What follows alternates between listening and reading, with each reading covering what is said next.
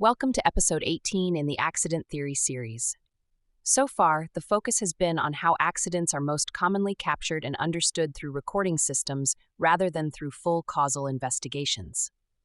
Accident reports shape what is remembered about an event by defining which details are collected, how they are categorized, and what can later be analyzed.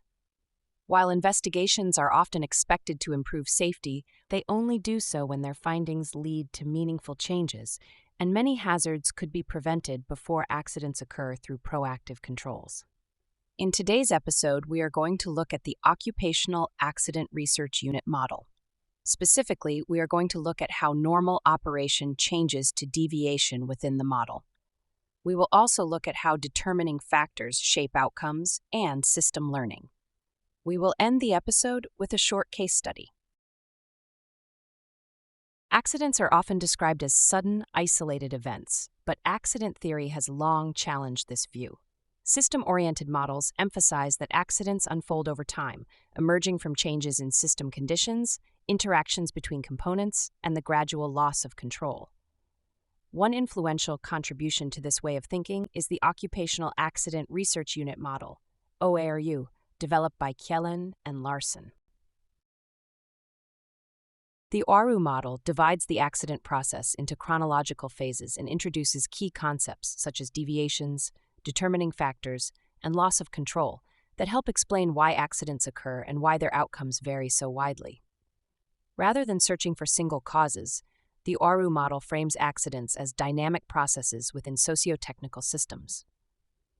It recognizes that many unsafe conditions may exist without leading to harm, while relatively minor events can sometimes trigger severe consequences. At the heart of the OARU model is a distinction between normal system operation and the point at which an accident process truly begins. Systems, whether industrial, transportation, or organizational, operate under conditions that are rarely perfect. Equipment may be worn, procedures may be adapted, staffing levels may fluctuate, and environmental conditions may vary. These imperfections are part of everyday operation and do not by themselves constitute accidents. In the OARU model, the accident sequence begins with a deviation. A deviation is defined as the first logical and chronological departure from normal system operation that initiates the accident process. Importantly, deviations are not synonymous with rule violations, unsafe conditions, or poor practices, meaning a lack of control is something that occurs before the deviation. While the lack of control factors may increase the likelihood of a deviation occurring, they do not necessarily start the incident chain on their own and may be considered as accepted normal operation. For example, there could be many control factors such as not using the right tool, being rushed, or not adhering to the procedure, which may exist repeatedly without anything occurring. The deviation occurs at the moment when a worker uses the wrong tool, works too fast, or skips a step in the procedure, and something does happen. The deviation is the point at which the system transitions from a stable, though imperfect, state into an accident sequence. It is this accident sequence that leads to an unfavorable outcome. This distinction is critical because it prevents analysts from conflating background conditions with initiating events. Many investigations incorrectly label violations or unsafe states as the accident, when in fact they are precursors. The OARU model insists on a chronological definition. The deviation is identified by what happens first in time, not by what is most blameworthy or most visible after the fact. Deviations are often subtle and may involve ordinary actions. Walking, reaching, adjusting, or balancing can all be part of normal work. When these actions unfold differently than expected, such as a misstep, a slip, or a loss of balance, the deviation has occurred. By focusing attention on this precise transition point, the OARU model clarifies where the accident process actually begins.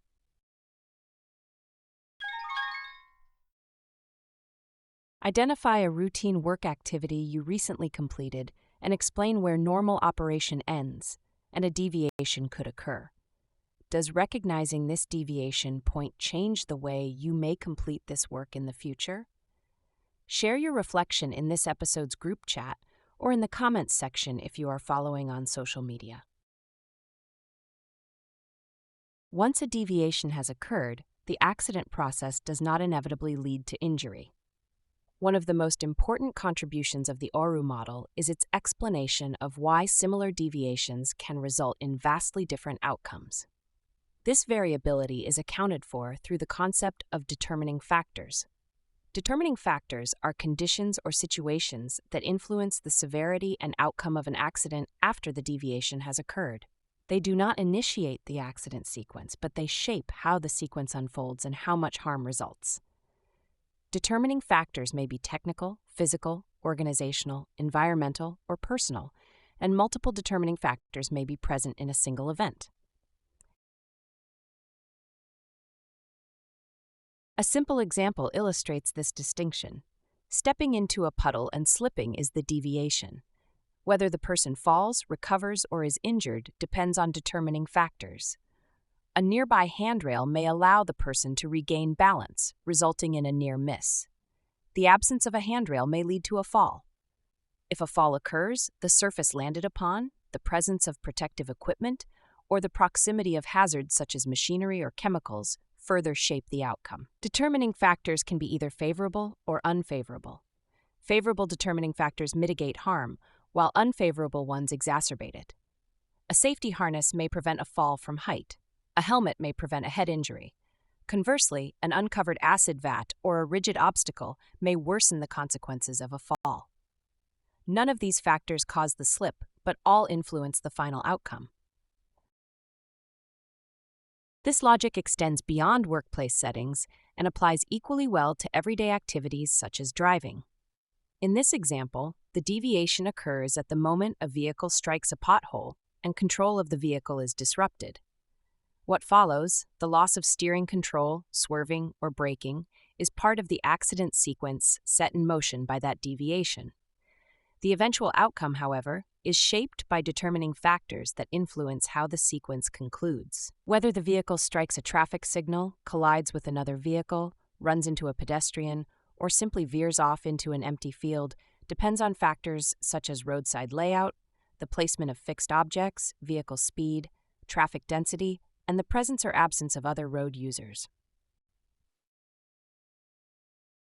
These elements do not cause the deviation, but they strongly influence the severity and consequences of the event once it has begun. The pothole itself is neither the deviation nor a determining factor within this framework. Potholes may exist for long periods without leading to accidents, and many vehicles may pass over them without incident. They represent background conditions that increase the likelihood of a deviation, but do not initiate the accident sequence on their own. By clearly separating deviations from determining factors, the OARU model reframes how prevention is understood and applied. Measures aimed at preventing deviations, such as improved road maintenance, vehicle design, or speed management, reduce the likelihood that accident sequences will begin at all. Measures aimed at managing determining factors, such as safer roadside design, protective barriers, and pedestrian separation, reduce the severity of outcomes when deviations do occur. Effective accident prevention requires attention to both levels, recognizing that neither strategy alone is sufficient to manage risk in complex systems. As the accident sequence progresses, the defining transition is the loss of control over energy within the system. In the OARU model, injury occurs when energy, gravitational, kinetic, chemical, or otherwise, is released in an uncontrolled manner. The concluding phase of the accident is characterized by this loss of control and the resulting damage or injury. However, the model also accounts for situations in which control is restored after a deviation occurs. Corrective actions may interrupt the sequence and prevent injury. These actions may be deliberate, such as a worker grabbing a railing, or passive, such as a surface-absorbing impact. When corrective actions succeed, the result is a near miss rather than an injury. Near misses occupy a crucial place in the OARU framework. They demonstrate that the accident process began but was halted before harm occurred. Near misses are not non-events. They are evidence of system capacity to absorb disturbances. At the same time, they reveal vulnerabilities that could lead to injury under slightly different conditions. Corrective actions do not always succeed. They may fail entirely or, in some cases, worsen the outcome. Attempting to recover balance may lead to a more dangerous fall. Sudden evasive maneuvers may increase injury severity. The effectiveness of corrective actions depends on timing, system design, and the availability of protective measures. The OARU model also cautions against overemphasizing prohibited or undesirable conditions as causes. Many discrepancies exist routinely without leading to accidents, a reality sometimes described as normal operation under risk. This does not imply that such conditions are acceptable. Rather, it suggests that if they are believed to increase accident likelihood, they should be addressed proactively, not only after an injury has occurred. From a systems perspective, accidents result from the interaction of deviations, determining factors, and control mechanisms. Learning occurs when organizations recognize these interactions and act on them before harm occurs. The OARU model thus supports a shift away from blame and toward understanding how systems drift, how control is lost, and how resilience can be strengthened. Using case studies in accident theory is important because they provide real-world examples that help link theoretical models to practical situations. Case studies also highlight the complexity of safety systems, showing accidents rarely result from a single failure. In this case study, we are going to speak to Priya, a nurse in the emergency ward of a hospital who had an incident. We will look at the incident and investigate it using the OARU model.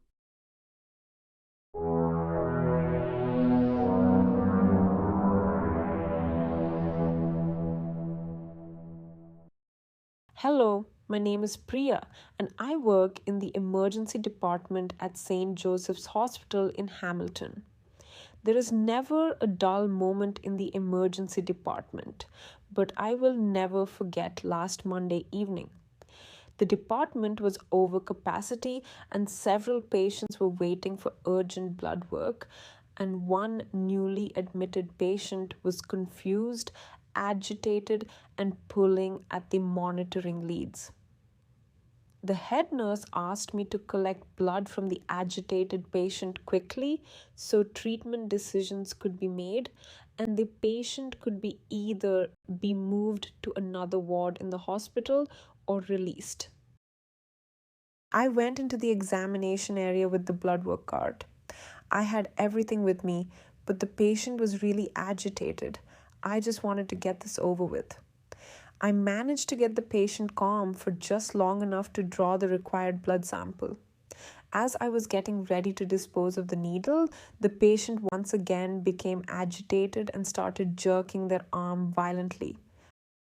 I did not want the patient to get hurt, so without thinking, I set the used needle on the bedside table so I could use one hand to hold the patient and the other hand to page for assistance. The patient hit the bedside table and the needle fell off the table and stuck into my thigh. I did not realize it at first, but I just got punctured by a needle containing someone else's blood. It turns out that the patient tested positive for hepatitis C. Although it is not a fatal disease with proper treatment, and the head of the emergency department made sure to follow all post-exposure procedures. I needed to take 12 weeks of medication, get regular blood tests, and I still lost time at work because the medication made me feel really sick. I have been a nurse for almost 10 years, and I'm always careful, especially around sharps and biological hazards. How did this end up happening to me? Is it my fault this happened? Using the OARU model, this incident can be understood as a sequence that began with a clear deviation from normal work practice. The deviation occurred when the used needle was placed on the bedside table instead of being immediately disposed of in a sharps container. Under normal conditions, safe sharps handling would involve direct disposal without delay. So this moment represents the point at which the accident process began. This deviation was shaped by several determining factors present in the work environment. The emergency department was overcapacity, creating significant time pressure and urgency. Priya was responding to a directive to act quickly while also managing a confused and physically agitated patient. The situation required divided attention, controlling the patient, completing the procedure, and attempting to call for assistance, all at once. These conditions contributed to cognitive overload and a rapid reactive decision rather than a deliberate, controlled action. The absence of immediate support during a high-risk procedure further increased the likelihood of a breakdown in normal safety practices. Following the deviation, the event sequence unfolded quickly. The patient struck the bedside table, causing the unsecured needle to fall and puncture Priya's thigh. This led directly to the injury outcome, which in this case was a biological exposure to hepatitis C. The consequences extended beyond the initial puncture, requiring 12 weeks of medication, ongoing blood testing, and time away from work due to treatment side effects. The recovery phase involved the activation of post-exposure protocols, medical monitoring, and organizational response to manage the harm. From an OARU perspective, this incident is not best understood as the result of individual fault, but rather as the product of interacting system conditions and human responses under pressure. The deviation was brief and situational, but it occurred within a strained system where normal controls were weakened. This case highlights how accidents emerge when everyday work is pushed beyond its capacity to safely manage variability, reinforcing the need to focus on system, design, support, and proactive controls rather than blame.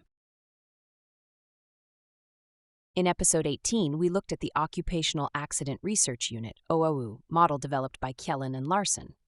Some key points from this episode include: the OARU model states that accidents are best understood as processes that unfold over time, not as sudden or isolated events. The OARU model frames accidents as dynamic interactions within socio-technical systems rather than single-cause failures. A key feature of the OARU model is the division of accidents into chronological phases, from normal operation to injury outcome.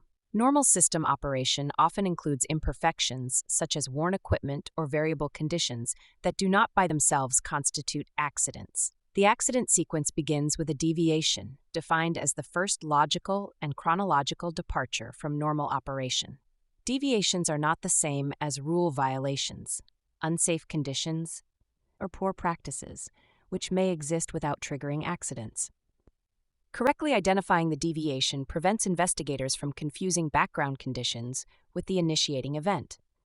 Deviations are often subtle and may arise from ordinary actions like walking, reaching, or balancing. After a deviation occurs, determining factors shape how the accident sequence unfolds and how severe the outcome becomes.